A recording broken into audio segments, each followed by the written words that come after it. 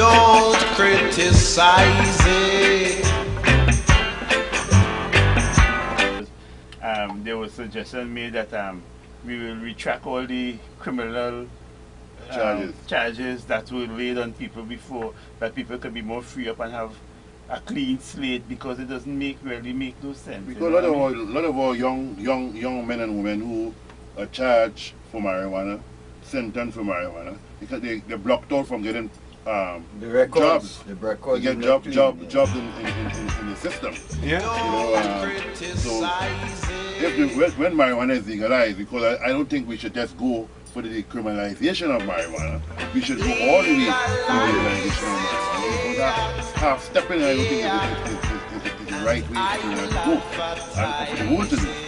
Because when you look at the amount of youth who have criminal charges and who cannot get jobs, who cannot feed their families because they have got arrested for 1 joint or 2 joints over the years, and therefore ostracized by society, we need to stop that, and therefore need to make that retroactive when marijuana is legalized. Yeah, let me just tell a real story, because I like people who are listening in the listening audience to see how real this thing is. I went to Fatima College, right? We had certain members of the elite in Fatima College.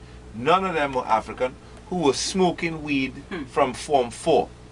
They found a brother from Diego Martin, an African brother, who could supply them with weed, because he was living near to a place where they were selling weed. This brother went and he got the weed for them, brought it for them in a white paper bag, in a brown paper bag one day. And he had been doing it for a little while. And they fell out with each other. These members of Trinidad's elite, who are now in big businessmen, so I could actually call their names, but I wouldn't. Vanessa will be vexed with me. But these fellas, right, fell out with each other. And one of them decided his way of getting back at the guys who he was upset with was to sell them out. And then, of course, the black guy who brought the weed into school was found with the weed. He was expelled from Fatima College. Lord knows what happened to him. All the other guys who were actually smoking the herb and who had encouraged this young black man to go and get this herb for them from Diego Martin, they stayed on in school, and of course they're all now big shots in the society. Lord knows what happened to the brother who got expelled from Fatima. This kind of story is repeated over and over again. There's another guy, another white kid in Fatima, who was consistently bringing weed and even other drugs into the school. And he went on to, he used to leave school midday when he got older and he got his license to go and go to different locations in West Trinidad to smoke. And on one occasion he was caught up in Goodwood Park smoking ganja with another young man from the school, a mixed brother who was half African, half European. Both of them ended up in jail. The mixed brother stayed in jail for the weekend. He got out same day. He also got something they call a Section 77. I know this for a fact. I spoke to the people who were in charge of giving it to him. He is now an investment banker in Canada. Right? The other brother went on to he had a different trajectory after coming out of jail. And so you see this happen over and over again. This is the reality. This is what Dr. Rowley was talking about, and this is something we've been seeing for a long time. So just from that perspective, we need to legalize. If those people who have concerns about health issues, let's have a conversation about that afterwards. But we have to save our brothers and sisters from this reality. Yeah, and I like to say, give the police a chance to do their job. Because while they're running down people for marijuana, the murderers, the rapists, everybody out there doing their thing, getting away. Come in, let's have a caller. Good night, welcome to INDABA. Good night. Good night. Yes. Yes, go right ahead. We don't have much time. Yes, Brother Trini. Yes, greetings. This is Tia. Yes, Sister Tia. And this okay, so you didn't consult your house. You have to consult your house. You know, we do successful, right? My apologies. It will fix. Always invited them both. Dr. Fergus, how about the Crossroads Freedom Project? We support it. But I don't see we have a choice, huh? We have a call on the line. Yes, good night, welcome to INDABA, sorry. Good night, good night. Yes, good night, go ahead. I have a book called The Legalize Cannabis. And tell everybody, man, when I was in the for epileptic epilepsy, the promotion in here, but the gentleman said that he explained each and every that intimate friend, Can you start by go back and speak over that one? You're not up and I'll read out some of these big values based on and the different names of the cannabis. All right. Yes, that sounds good. Yeah. So not people can have a read it up without anything.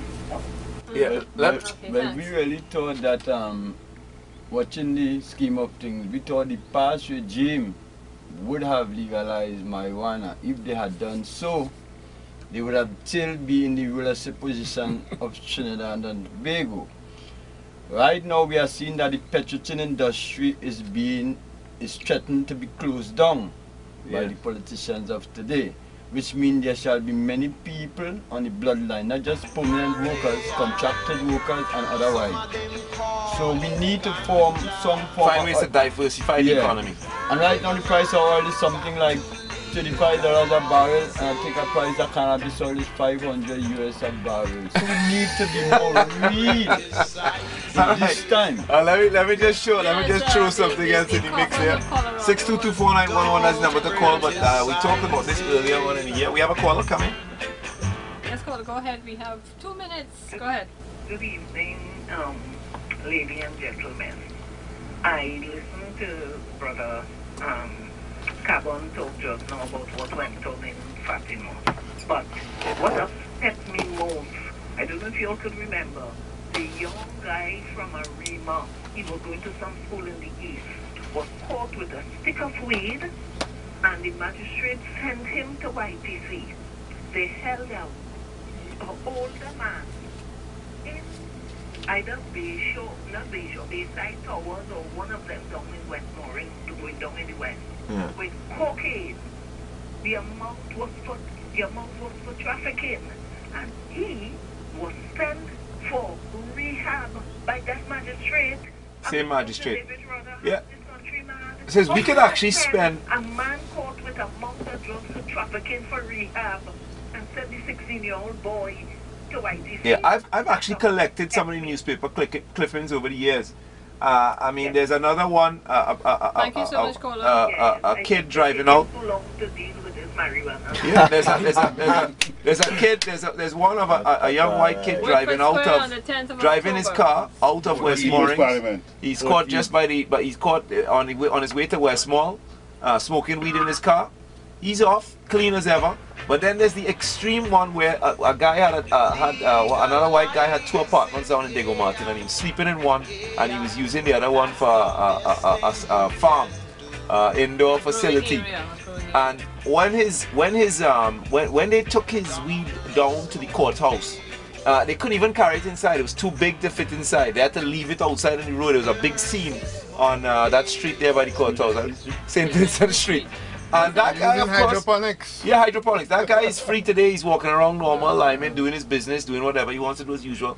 But as I say, the overwhelming weight of the criminal justice system has fallen on the poor and the downtrodden. Those people who really needed the mercy, they're the ones who've suffered the worst in this whole thing.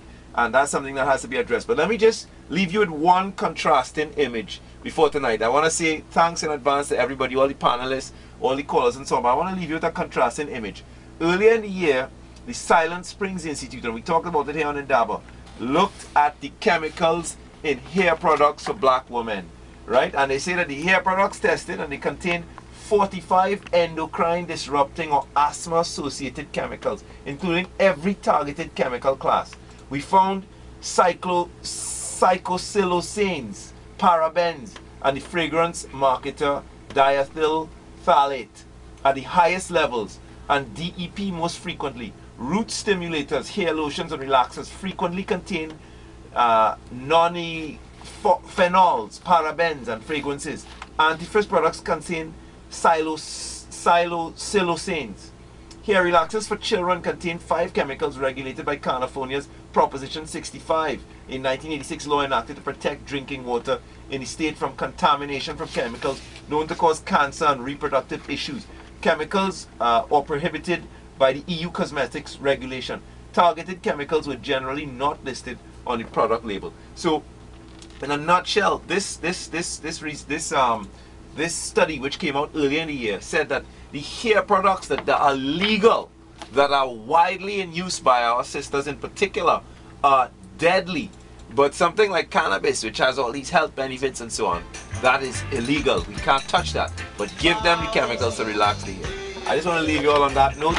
I want to thank everybody in studio, and I want to remind people, October 14th. What time? From 2 p.m. 2 p.m. and where? And what to expect when we get there? Expect a whole lot of information to blow your mind and bring you down so you understand that what we say is true, the whole truth and nothing but the truth. Alright. Yeah man, legalizing marijuana. Alright. Concerning the last caller who say you find it taking too long, remember what Boogie Bantan say. It may not be